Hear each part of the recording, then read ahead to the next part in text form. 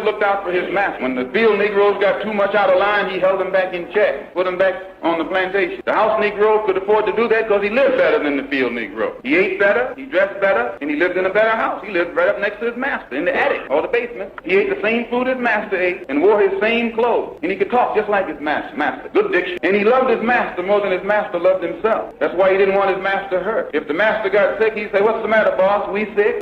When the master's house caught a fire, he'd try and put the fire out. He didn't want his master's house burned. He never wanted his master's property threatened, and he was more defensive of it than the master was. That was the house Negro. But then you had some field Negroes who lived in huts, had nothing to lose. They wore the worst kind of clothes, they ate the worst food, and they caught hell. They felt the sting of the lash. They hated their master. Oh, yes, they did. If the master got sick, they prayed that the master died. If the master's house caught a fire, they prayed for a strong wind to come along. This was the difference between the two. And today you still have house Negroes and field Negroes.